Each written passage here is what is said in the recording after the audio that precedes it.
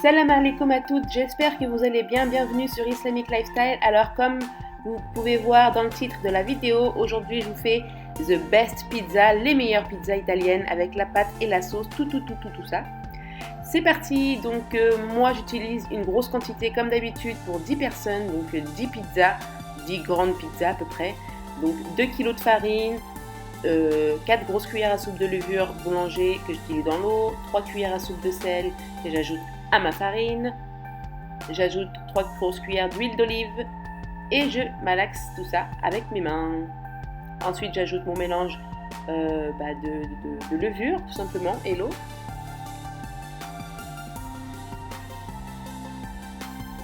Et là je commence à travailler ma pâte tout doucement. Je termine toute ma quantité bien évidemment de levure et ensuite j'ajoute tout simplement de l'eau tiède jusqu'à obtenir une bonne pâte bien compacte et bien lisse que je puisse travailler sur le plan de travail.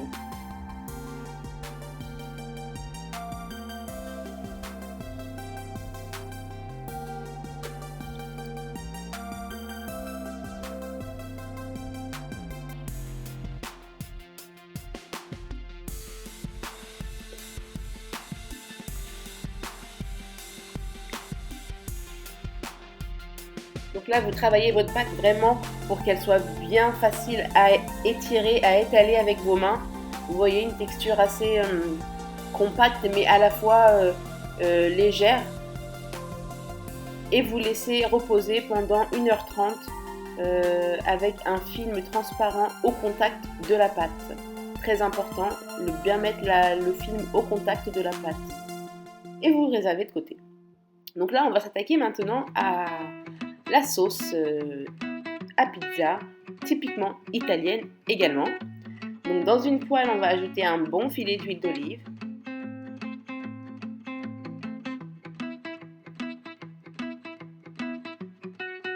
Et là, on va venir ajouter, donc pour la quantité, encore une fois, que moi j'utilise, je crois que j'ai mis à peu près 8 gousses d'ail. 8 grosses gousses d'ail, voilà, que j'ai râpées finement et que je fais revenir quelques secondes seule dans l'huile. Ça parfume tout de suite la cuisine, c'est superbe.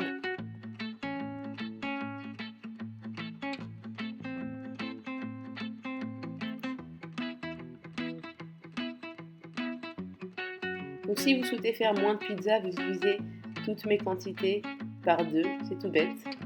Là, j'ajoute 2 cuillères à soupe d'origan, pas frais mais séché, mais vous pouvez utiliser de l'origan frais bien sûr.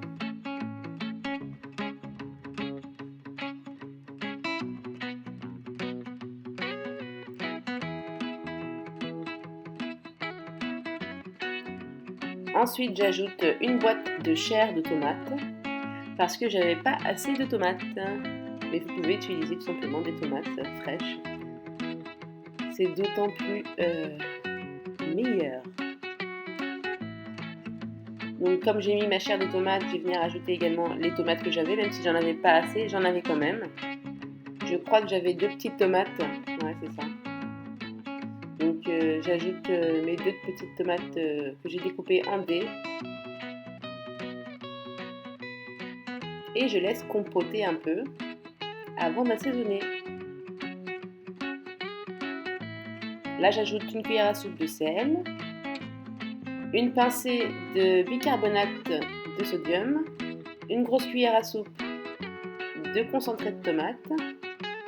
Alors le bicarbonate il va justement permettre de ne pas avoir d'acidité dans l'estomac avec toute cette tomate et ce concentré de tomate.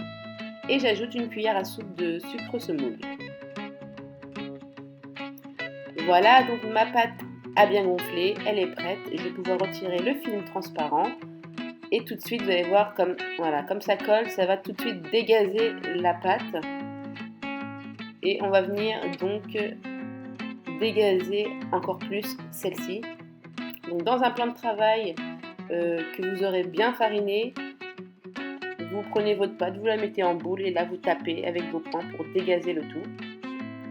Et là vous venez découper vos petits morceaux de pâte à pizza. ce sera vos petites boules. Donc chaque part correspondra à une pâte à pizza tout simplement. Et là vous prenez une pâte et vous la dégazez avec vos doigts et vous la mettez en boule et vous la mettez de côté. J'ai l'impression de me répéter. Donc vous laissez reposer cette fois-ci une vingtaine de minutes, voilà, le temps que ça regonfle un peu.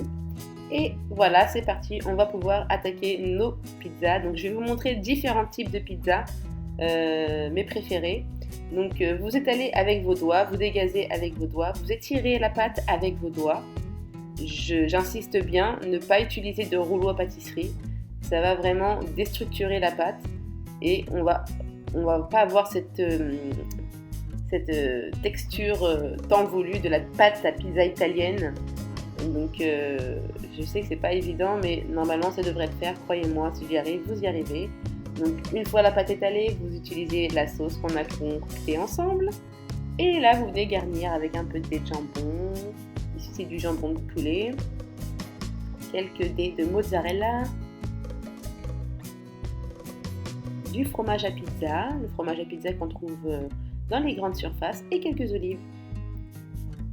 Voilà, la pizza a été cuite, elle est superbe. Pour finaliser celle-ci, je vais venir ajouter quelques feuilles de basilic et un bon filet d'huile d'olive par-dessus. Ça brille tout de suite, ça sent bon, c'est parfumé, ça donne envie. Alors, pizza suivante, pardon. Cette fois-ci, j'utilise la crème fraîche. Donc, si vous n'aimez pas la sauce tomate, vous pouvez utiliser tout simplement de la crème fraîche. Là, j'utilise des champignons, des dés de poulet tout à l'heure, des poivrons, quelques pommes de terre cuits à l'eau et du fromage à raclette. Ça vous rappelle quelque chose? Et le fromage à pizza, bien évidemment. Donc voilà, cette pizza, c'est une pizza à la raclette, tout simplement. C'est pour ça que j'ai mis des poivrons et des pommes de terre. Et voilà, donc vous mettez ça au four, pareil, et une fois terminé, vous obtenez ceci. Vous pouvez utiliser maintenant votre pâte pour faire une croûte garnie au fromage, comme ici. Donc vous mettez tout simplement de la mozzarella et vous venez rabattre le bord de la pâte sur elle-même. Et vous pouvez comme ça avoir une pâte avec une croûte au fromage. Et ensuite vous garnissez comme vous voulez. Maintenant, on va s'attaquer à la calzone. Donc, pareil, avec une pâte, vous allez venir enduire celle-ci de sauce tomate ou de crème fraîche, comme vous voulez. Donc, moi, ici, j'utilise la sauce tomate, qui est une délicieuse sauce tomate, croyez-moi. Ensuite, j'ajoute au centre de la viande hachée. En fait, au centre, mais plus vers une partie, je ne sais pas si vous voyez bien, du coup. Et ensuite, j'ajoute donc des petits champignons, des rondelles de fromage de chèvre.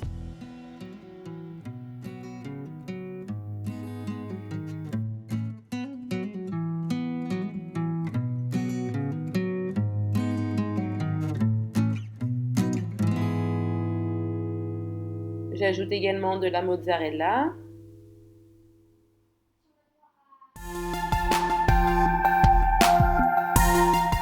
Et maintenant, vous rabattez votre pâte et vous scellez le tout avec la pâte qui est en dessous. Simple, non? Et là, vous mettez dans une plaque, vous rajoutez un peu de parmesan par-dessus et n'oubliez pas de piquer la pâte pour que l'humidité s'évapore.